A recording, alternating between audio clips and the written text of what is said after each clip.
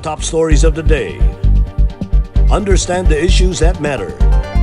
This is Manila Bulletin News on Web. Your quick rundown of top news in the country and around the world. Manila Bulletin, celebrating 120 years of timely stories and timeless truths. Be fully informed. Hi, I'm Barbie Atienza. This is MB Now, and here are your news on web. Good job! That is how President Rodrigo Roa Duterte commended the Filipinos for following the minimum health standards set by the government. Duterte said the obedience of everyone contributes to the country's flattening of the COVID-19 curve. Argil Heducos has the details. President Duterte commended Filipinos for following the minimum health standards set by the government, saying their obedience made the country's flattening of the COVID-19 curve possible. Duterte made a statement after recent scientific studies showed that the COVID-19 curve in the Philippines has flattened almost 6 months after the quarantine was declared in the country.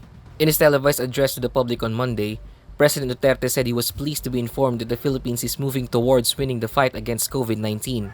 One important factor that contributed to this development is the awareness of the public, and we truly appreciate the majority of those who are following the minimum health protocols set by the IATF. Duterte in particular commended Filipinos for following the strict protocol set by the Interagency Task Force for the Management of Emerging Infectious Diseases to combat the pandemic. Sumunod kasi kayo sa pagbawal ng mga pinagbabawal ng gobyerno. We had obedience and people followed. That meant a lot and contributed to what is happening now.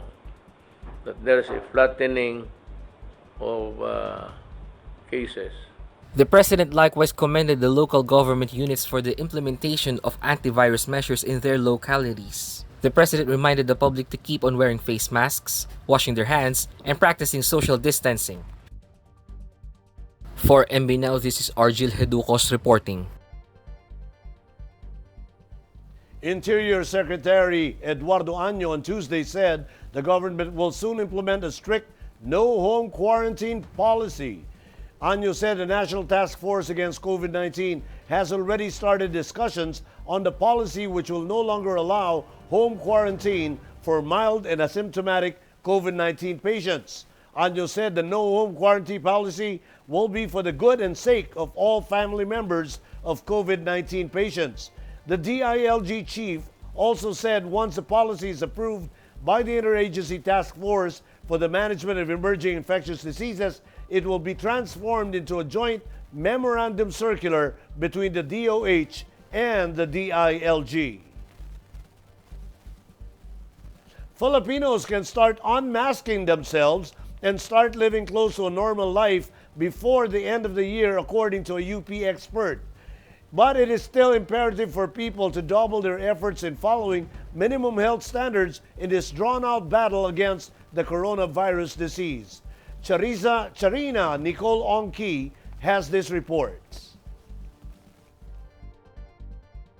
There is a big chance Filipinos can start unmasking themselves and start living close to normal lives before the end of the year. But for this to happen, University of the Philippines professor and Octa Research Team fellow Dr. Guido said people still need to sustain recent gains of stricter quarantine protocols. David said it is still imperative for people to double their efforts in following minimum health standards in this drawn-out battle against the coronavirus disease.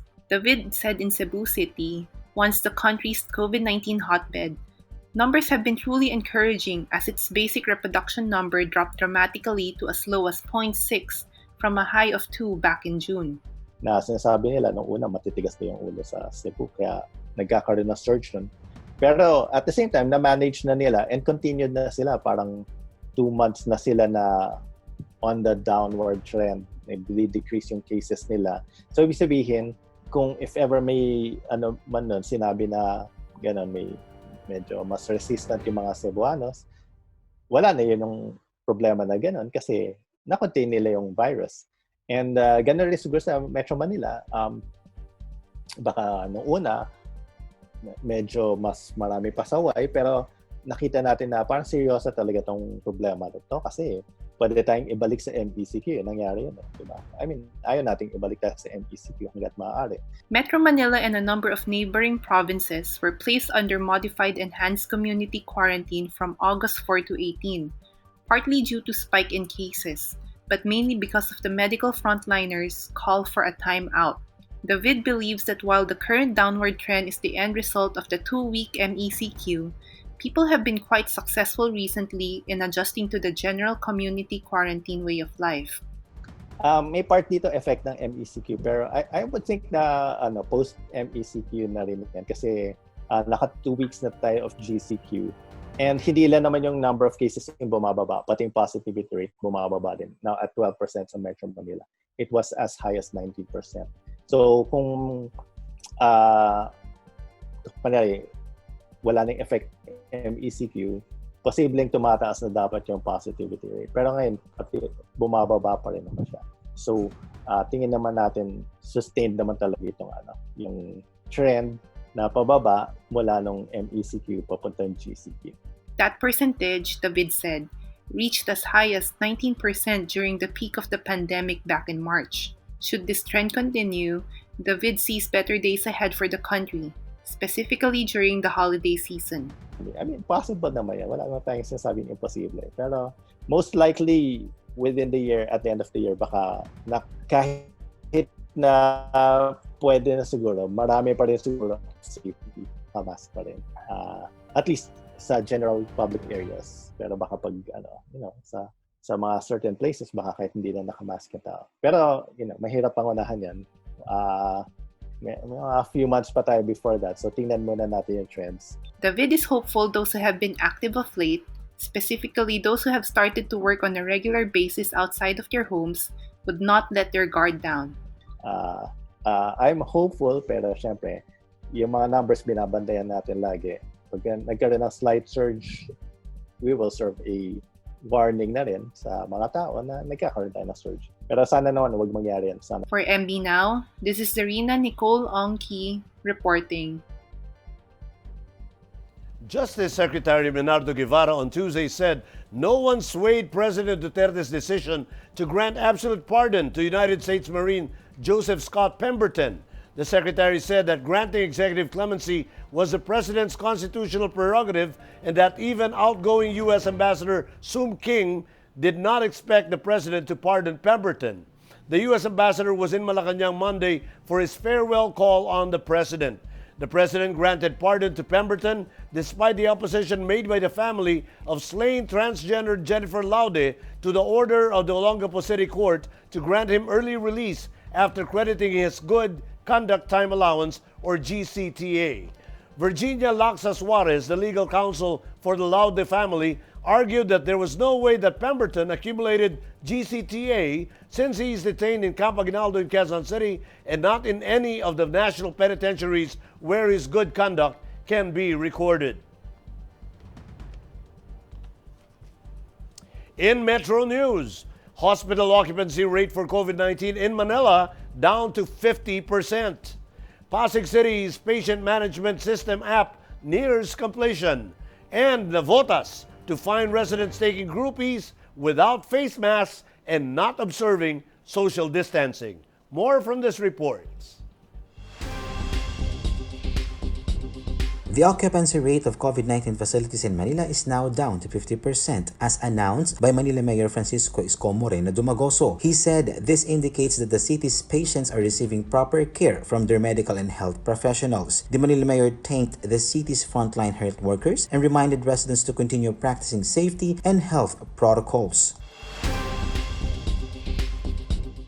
Pasig City is now in the final stages of developing its own patient information management system application that seeks to speed up the medical response of the local government. The mayor explained that the patient management system app will contain the information of patients being taken care of by the local government. This is to expedite the response of the city's health department, city epidemiology and surveillance unit, and other offices. The app is said to ramp up the efforts of the local government in tracing those who were exposed to patients infected with COVID-19, so they will be immediately placed under quarantine quarantine and to quickly curb the spread of the disease in the community.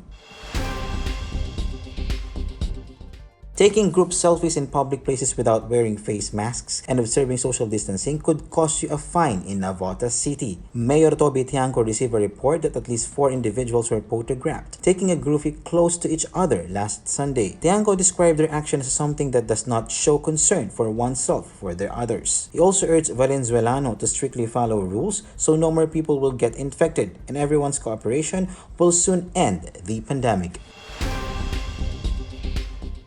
Here are the top news in other parts of the country. COVID-19 positive sets quarantine facility on fire in Pangasinan. Brigada Eskwela evolving under new normal according to DepEd Central Visayas. And undocumented meat products seized in Zamboanga City. More in this report.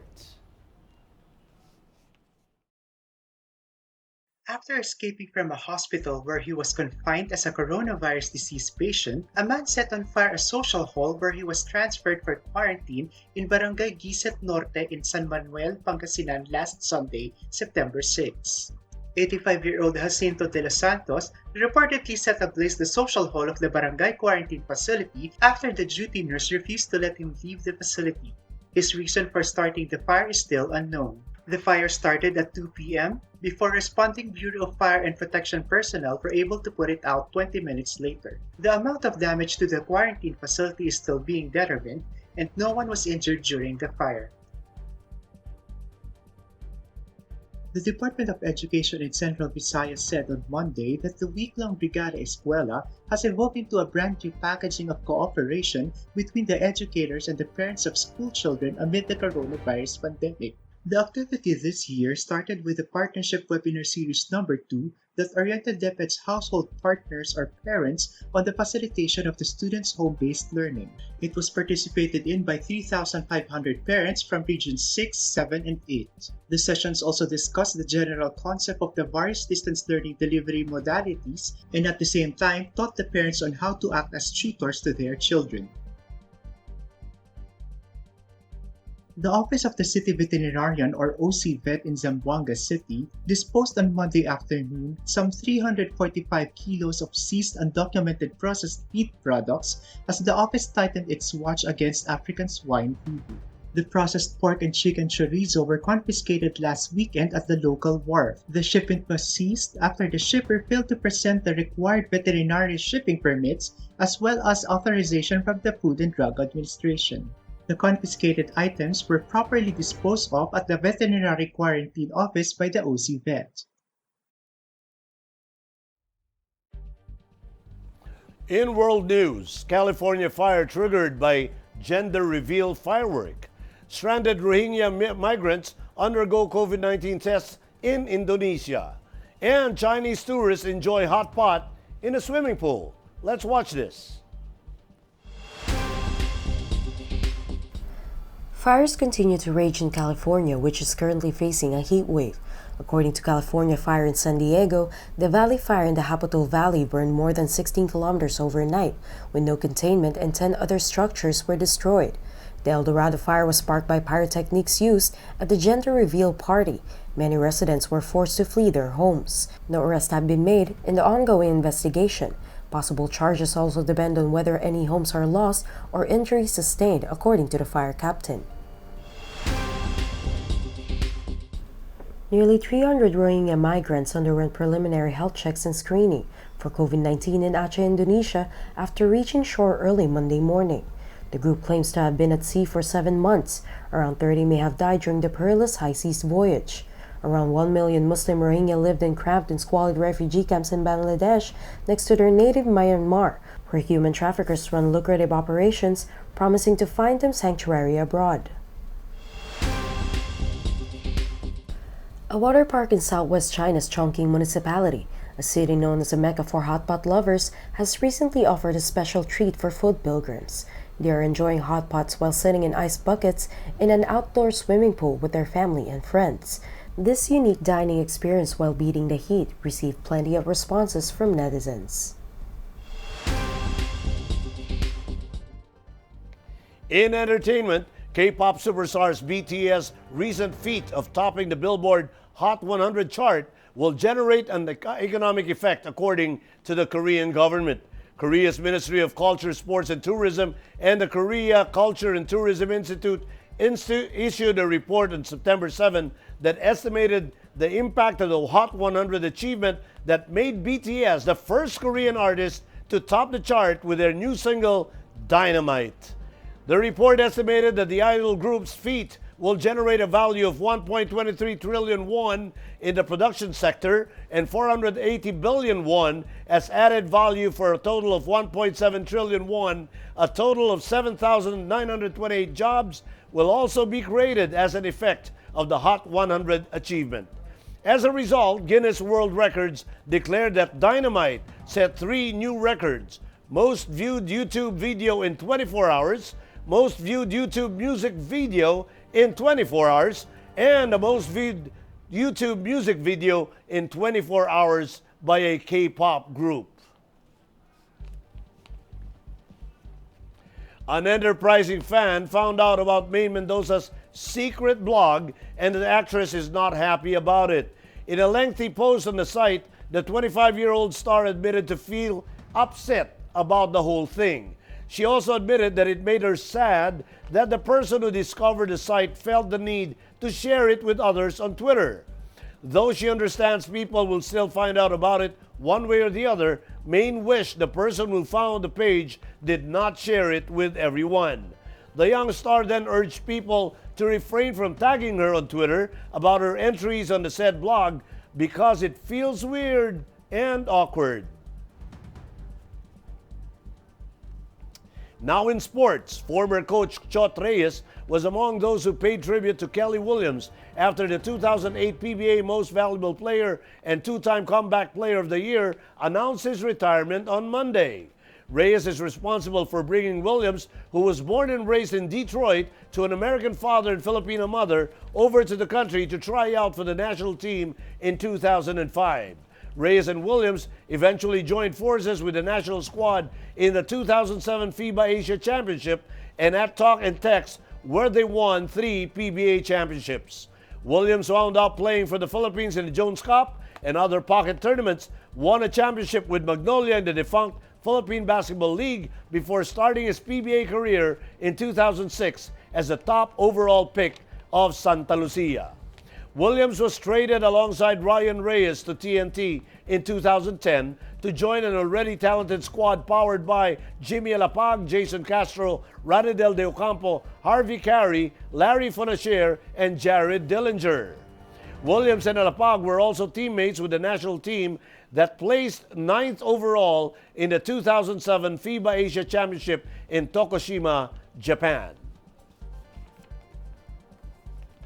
And those are the news on Web today, September 8, 2020. It's 108 days before Christmas. For more news and information and details, get your copy of Manila Bulletin's newspaper tomorrow or log on to www.mb.com.ph.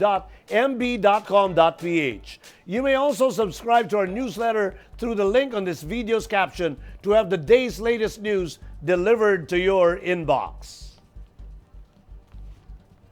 I am Barbie Atienza for Manila Bulletin, celebrating 120 years of timely stories and timeless truths. Join us again tomorrow. This has been MB Now. Be fully informed.